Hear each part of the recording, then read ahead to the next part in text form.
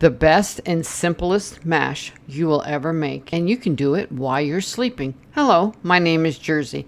Let's follow along. I'm going to show you how you can make mash in less than 15 minutes of your time. Let's go. We're going to be using the 14-quart Go Wise pressure canner cooker. I'll leave the link below.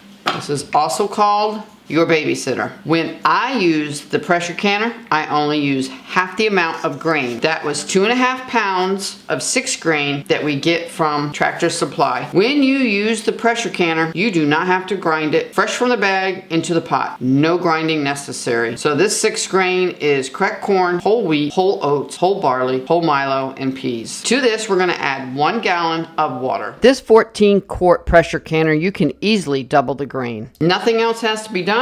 We're going to put the lid on. We're going to hit the poured setting plus 10.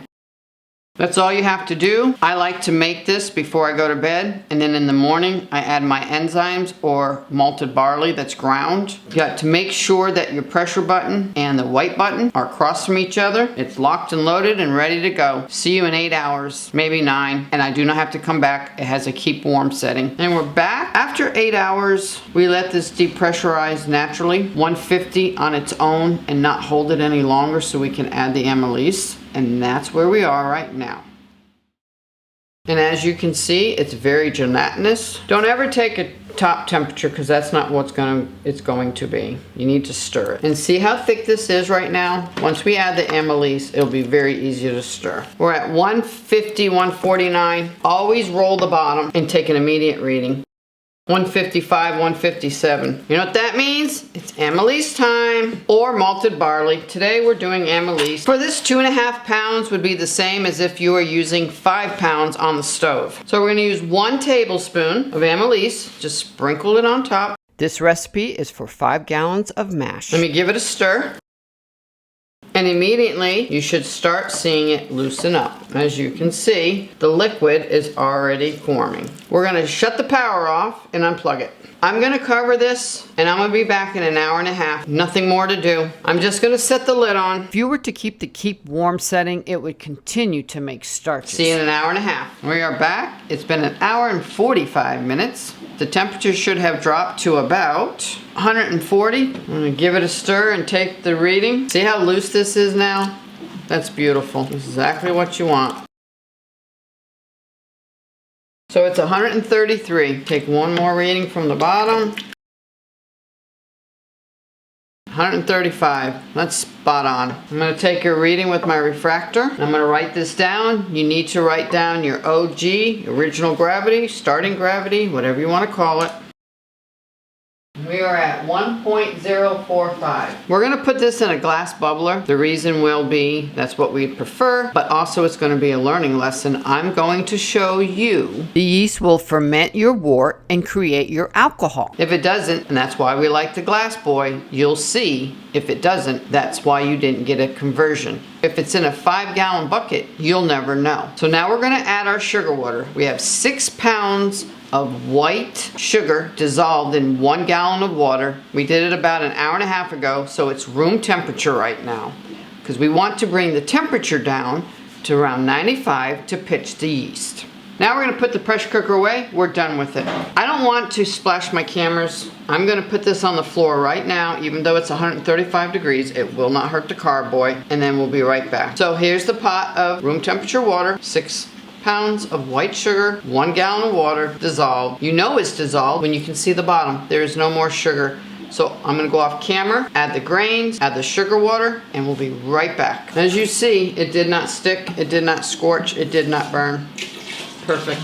This can go right in the dishwasher or you can wash it in the sink. Very easy. Those tall stock pots, very hard to wash. Cumbersome. We're going to fill it up to about the 4.5 gallon mark. We're not going to measure the water. We're just going to bring it up to about the 4.5 gallon mark. And then we're going to take another specific gravity reading and write that number down. As well as a temperature reading because we need to know when it's around 95 degrees to pitch the yeast. And we can adjust that with water. Too cold, we can add hot. Too hot, we can add cold. We're shooting for about, our target range is 1.07. Now with glass carboys, I highly recommend wood and wood only. We have a stainless steel paddle we use for the plastic bucket.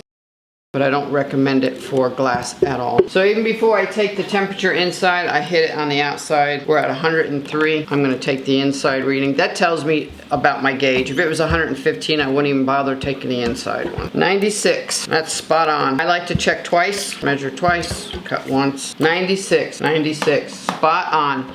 I'm gonna take another reading with my refractor. And we are at 1.085. We still have room to add water, which we're going to, and that will bring the specific gravity reading down. We're hoping to have a target of 1.07. I'm gonna give it about right here to give it some head space. You don't want it back filling in the airlock. Again, I'm gonna cover it so I don't wanna get my camera wet. We're at 94.4. That's perfect. We can pitch our yeast. I'm gonna take another specific gravity reading. And another reason why I like the refractor, it's so much easier than putting it in the test tube. We're at 1.075. I'm happy with that. Spot on, happy, happy. Don't go nuts if it's within a little bit of a little bit. You're gonna overcompensate and you're gonna ruin the batch. Immediately clean your refractor. If you don't know anything about a refractor, I have a video on that. I'll leave the link above. Now we're gonna pitch our yeast. I sprinkle my yeast. I don't stir it. If you want to, that's your prerogative. I make a pretty thin film on top. I let it proof like I do when I make my bread yeast. And in about 10 to 30 minutes, all depends how cold your room is, you will start to see it foam, and we'll come back in and take a picture of that. This is daddy yeast. This is what I use. I gauge it about 3/4 of this, which is anywhere between 1 to 2 tablespoons of yeast. You don't have to get technical with this. Most important thing is you need your temperature to be in the target range. We're looking at 90 to 105 is pushing it. So 95 is optimum, and that's what we have right now. So we're pitching our yeast. I like having it on the Lazy Susan so it can swirl it for me. I leave the lid off for the first 10-15 minutes until it starts foaming. Then I immediately put the lid on and the airlock, which the airlock, if you're not familiar with it,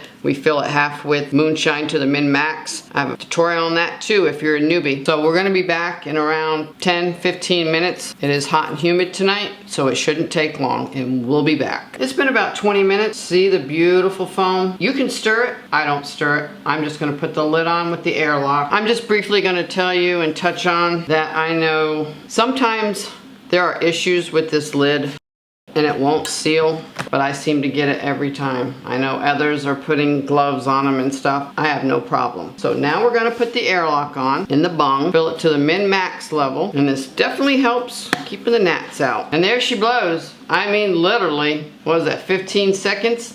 Look at that, gorgeous. That is a happy camper. I always thought it might be taking 10-15 minutes, it all depends, but it is 75 in here. The batch came out gorgeous. The whole point of having this carboy, again, is to show you all this right now. This is your sugar water. This right here is your starches. And of course, this is your 2.5 pounds of grain. When this ferments, you will see that the yeast is going to start eating the starches, come down to the grain, and they'll come back up. Usually, I do not have my grains. I strain it off and take the grains, run another batch. I put raisins in here.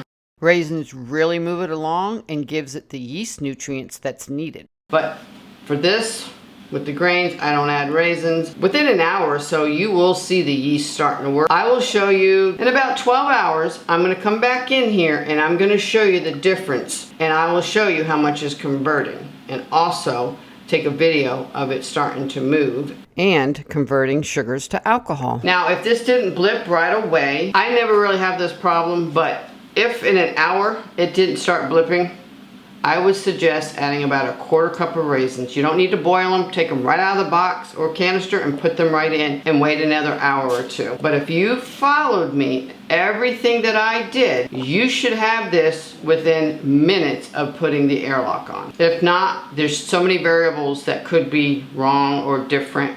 I'm not going to go into them. This is a learning experience for you to follow exactly everything I did so you can see what's the process in through the glass, and just to teach you. We're going to go more depth into more videos and more videos, getting deep diving into everything. Iodine test, conversion, what you can substitute, malted barley instead of the enzymes. So That's a wrap. We'll meet you back in 12 hours. Here it is 13 hours later. Has a beautiful foam on top. And as you can see, it is breaking down the starches. And if you can see, it will move up and then it falls back down when it hits the top. And your starch has really dissipated. That's a good thing. Don't forget to add your tag, your lanyard, and make sure your airlock is blipping beautiful. I do not stir mine, but if you want, you can leave it on a lazy Susan.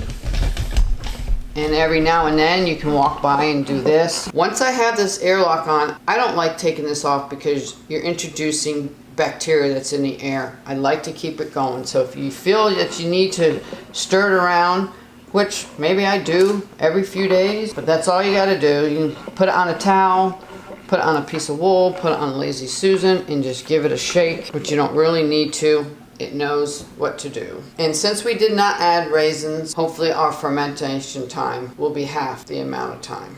It's been about 27 hours since we started this. I want to show you how the yeast has carried the corn to the top, creating a cap. The starches are breaking down and converting into alcohol. When I say starches, what I mean is starches that have been converted into fermentable sugars. At this point, if you have a starch layer, then you have a poor conversion. And if you are going to make any purchases, we respectfully ask if you go to the blog and hit the shop section and use any link to go to Amazon. You don't have to put anything in your cart that was in the blog. Just anything you buy within the first 23 hours. We make a very small affiliate. Please visit our sister channel. Please subscribe, hit that bell, and most important, please share on social media.